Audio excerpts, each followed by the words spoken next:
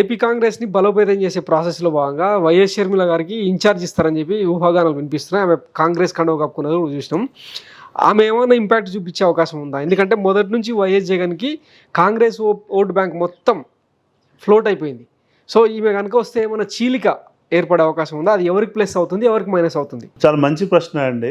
మనం చూస్తే ఇప్పుడు జనరల్గా షర్మిల గారికి పడే ఓటు ఏంటి అని మనం కనుక గ్రహించినట్లయితే, షర్మిల గారు ఎక్కడి నుంచి వచ్చారు? వైఎస్ కుటుంబం నుంచి వచ్చారు. అవును.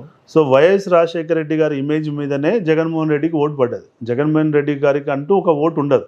అవును. ఎందుకంటే అతను పెద్ద 20-30 సంవత్సరాలు రాజకీయం చేసిన నాయకుడు కానీ, రాజకీయ వ్యవస్థలో గెలిచినటువంటి సందర్భాలు కానీ లేవు. ఓకే. డైరెక్ట్గా రాజశేఖర రెడ్డి గారి యొక్క యాజ్ ఎ కొడుకుగా, యాజ్ ఎ వారసుడుగా ప్రజల దగ్గరికి వెళ్ళినప్పుడు ఆయన మీద ఉన్న అభిమానంతో ఈయనకు ఓటేసి ఈయనకు ఒక ఇమేజ్ బిల్డ్ చేసి పెట్టారు. ఓకే. అంతే కదా. అవును. ఆయన వారసుడుగా ఇప్పుడు తను కూడా వైఎస్ షర్మిల గారు కూడా ఒక వారసురాలిగా వచ్చినప్పుడు ఏమవుతుంది అని అంటే, డెఫినెట్గా కొంత ఓటు అనేది అటువైపు మొగ్గు చూపే అవకాశం ఉంటుంది. ఓకే. అయితే ఇప్పుడు తన యొక్క స్ట్రెంగ్త్ ఏమవుతుంది? ఇమీడియట్గా ఒకటి కొంత రెడ్డి ఓటింగ్ షర్మిల గారికి వెళ్ళొచ్చు. Point number 1. క్రిస్టియన్ ఓటింగ్ పోవచ్చు, కొంత దళిత్ ఓటింగ్ పోవచ్చు, కొంత మైనారిటీ ఓటింగ్ పోవచ్చు. ఈ 4 అంశాలు ఉన్న ఓట్లు మాత్రమే ఇటు షర్మిల గారికి స్వింగ్ అయ్యేటువంటి అవకాశం ఉంటుంది. కానీ ఇక్కడ మనం పాయింట్ గ్రహించాల్సింది ఏంటంటే, ఈ 4 కమ్యూనిటీలు జగన్మోహన్ రెడ్డి గారికి బలమైన కమ్యూనిటీలు, రైట్? అప్పుడు వాళ్ళు ఏం ఆలోచిస్తారు? అరే, షర్మిల గారికి వేస్తే ఆమె గెలిచే అవకాశం ఉందా? అధికారంలోకి వచ్చే అవకాశం ఉందా? లేనప్పుడు మేము ఎందుకు ఓటేయాలి? మా నాయకుడు జగన్మోహన్ రెడ్డి గారే ఉన్నప్పుడు, ఆయనే సీఎంని మనం చేసుకున్నప్పుడు మళ్ళీ ఆయనే సీఎం చేసుకుంటే మన కమ్యూనిటీకి లాభం అవుతుంది కదా. ఈజ్ అవర్ రిప్రజెంటేటివ్ కదా. కాబట్టి మనల్ని మోస్తున్న అతనికి మనం ఓటు వేయకుండా తొందరపాటు అటు వేస్తే ఓటు చీలడం వల్ల మనం ఎట్లయితే అనుకుంటున్నామో, ప్రతిపక్షాలు ఎట్లయితే చెప్తున్నాయో ఓటు చీలుతుంది దీనివల్ల జగన్మోహన్ రెడ్డి ఓడిపోతాడు అని చెప్పి ఒక టాక్ స్టార్ట్ అయింది. ఇది కాంగ్రెస్ కావాలని వ్యూహంలో భాగంగా జగన్మోహన్ రెడ్డిని ఓడగొట్టడానికి షర్మిలను బ్రహ్మాస్త్రంగా దింపుతున్నారు. షర్మిల పోటీ చేసిందంటే 5-10% ఓటు జగన్ది పోతుంది. ఆయన ఎక్కడో ఉన్న 40-45 నుంచి డ్రాస్టిక్గా 35 పడిపోతాడు. టీడీపీ మనం అధికారంలో కూర్చోబెడితే అయిపోతుంది అనేది ఢిల్లీ స్థాయిలో జరుగుతున్న చర్చ అన్నది మనం అందరం వింటున్నాం. కానీ మనం ఆలోచించాల్సింది ఏంటంటే, ఆంధ్రప్రదేశ్ ఓటరు అంత తెలివి తక్కువవాడ, అంత ఈజీగా ట్రాప్లో పడేవాళ్ళ. ఎందుకంటే ఆంధ్రప్రదేశ్లో ప్రతి ఒక్కరిలో నరనరాన రాజకీయం అన్నది, కుల వ్యవస్థ అన్నది ఇమిడిపడి ఉన్నది.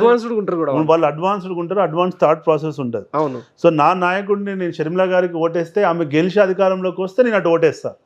ఆమె గెలిచే పరిస్థితి లేదు. ఇవాళ విషయం ఏంటంటే, మీరు షర్మిల గారు పోటీ చేస్తే గెలుస్తారా అనేది పెద్ద ప్రశ్న. ఎందుకంటే ఇక్కడ మనం తెలంగాణలో చూసాం, అంత పెద్ద పాదయాత్ర, అన్ని రోజులు పాదయాత్ర చేసిన 3,000 కిలోమీటర్లకు పైగా చేసిన తనకి మనము ఖమ్మం జిల్లాలో ఎక్కడ సర్వే చేసినా గానీ, ఖమ్మంలో ఆమె ఎక్కడ నిలబడ్డా గెలుస్తుంది అన్న కానించి మనం ఖమ్మం జిల్లాలో ఎక్కడ సర్వే చేసినా గానీ నాకైతే ఎక్కడ కూడా 3-4% మాక్సిమం కనబడ్డది. ఇక వేరే జిల్లాలో అయితే అసలు 1% కూడా కనబడలేదు. ఓన్లీ ఖమ్మం జిల్లాలో 3-4%, రైట్?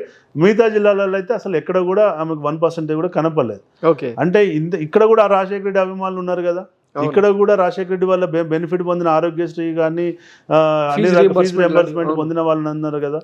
ఆ రోజు ఫీజు రియంబర్స్మెంట్ పొందిన వాడే ఇవాళ ఎంతో కొంత ఉద్యోగం చేసుకుంటూ బతుకుతున్నవాడు ఉన్నాడు కదా. మరి వాడు కూడా షర్మిల గారు కనెక్ట్ కాలేదు. అంటే ఏపీకి వెళ్ళి మనం చూసినట్లయితే నేను అనుకుంటుంది ఏంటంటే, అందరు అనుకుంటుంది కాకంటే నేను ఒక డిఫరెంట్ యాంగిల్ చెప్తా, మీరు ఆలోచించండి. నేను తప్ప రైట్ అన్నది మీరే విశ్లేషించండి, చూద్దాం ప్రేక్షకులు కూడా ఏమంటారో. నాకు తెలిసి షర్మిల గారు పోటీ చేయడం వల్ల జగన్మోహన్ రెడ్డికి హెల్ప్ అవుతుంది.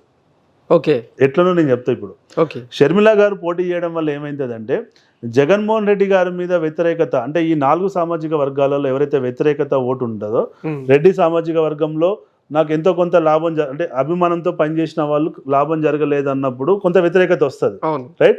రెడ్డి సామాజిక వర్గం, క్రిస్టియన్ సామాజిక వర్గం, ఎస్సీ, ఎస్టీ, మైనారిటీ, ఈ సామాజిక వర్గాలలో ఎవరికైతే జగన్మోహన్ రెడ్డి మీద యాంటీ ఇన్కంబెన్సీ పెరిగిందో వాళ్ళు ఆటోమేటిక్ ఎవరు కోటేసేవాళ్ళు? షర్మిల లేకపోతే టీడీపీకి, జనసేనకు ఓటేసేవాళ్ళు. అంటే ఈయన మీద ఉన్న కోపంతో టీడీపీకి, జనసేనకు పడేటువంటి 3-4% ఓటు ఏదైతుందో ఆ ఓటు ఇప్పుడు షర్మిలకు పోతుంది. దానివల్ల టీడీపీకి ఈ కూటమికి మైనస్ అవుతుంది. మైనస్ అవుతుంది కదా. ఓకే. అంటే ఇప్పుడు షర్మిలను పెట్టడం వల్ల టీడీపీ జనసేనకే మైనస్. ఎందుకంటే జగన్మోహన్ రెడ్డి మీద ఉన్న ఈ 4 సామాజిక వర్గాల మీద ఉన్న వ్యతిరేకత ఓటు డెఫినెట్ గా టీడీపీ వర్గానికి పోతేనే టీడీపీ అధికారంలోకి వస్తుంది. అంటే ఆయన మీద ఉన్న వ్యతిరేకత ఓటు ఏదైతే మనం ఇంతసేపు 48 పాజిటివ్ ఉంటే 52 నెగిటివ్ ఉంది అనుకున్నాం కదా, ఆ 52లో 5% ఈమె చీల్చింది అనుకోండి, ఓకే రైట్, 5% ఇండిపెండెంట్లీ చీల్చింది అనుకోండి, 10% ఇక్కడే పోతుంది. అవును, ప్రతిపక్ష కూటమి అప్పుడు 42% మిగులుతుంది కూటమికి. 52లో 10% ఈయనే పోతే 42 మిగులుతుంది. ఆయనకు ఆల్రెడీ 45 ఉందని మనం అనుకుంటూనే ఉన్నాం. 6% తో అధికారంలోకి వచ్చే ఛాన్స్ మళ్ళీ స్వింగ్ ఉంటుంది. అది కాబట్టి షర్మిల గారి వల్ల నాకున్నంత అవగాహన వరకు అయితే, ప్రేక్షకులు చెప్పాలి, మీ మైరా మీడియా ప్రేక్షకులు, నాకున్న అవగాహన వరకు అయితే డెఫినెట్గా జగన్మోహన్ రెడ్డి మీద ఉన్న యాంటీ ఓటు మాత్రమే షర్మిలకి వెళ్తుంది. జగన్మోహన్ రెడ్డి గారి మీద ఉన్న పాజిటివ్ ఓటు కానీ, ఆయన మళ్ళీ సీఎం కావాలనుకున్న ఓటు కానీ, లేకపోతే రాజశేఖర రెడ్డి కోసం ఉన్న ఓటు ఏదైతే ఉందో అది మాత్రం షర్మిల గారికి వెళ్ళదు, షిఫ్ట్ కాదు. ఓకే. ఆమె ఒక 1 year 2 years బిఫోర్ లాంచ్ చేసుకొని పెద్ద ఎత్తున పనిచేసి పెద్ద పెద్ద లీడర్లను జాయిన్ చేసుకొని నేను అధికారంలోకి వస్తున్నా, నేను సింగిల్ హ్యాండ్గా అధికారంలో తీసుకొస్తున్నానంటే కొంత మనం మార్పు చూసి ఉండేవాళ్ళం. ఓకే. ఇప్పటికిప్పుడు అయితే ఏం జరగదు, కష్టం.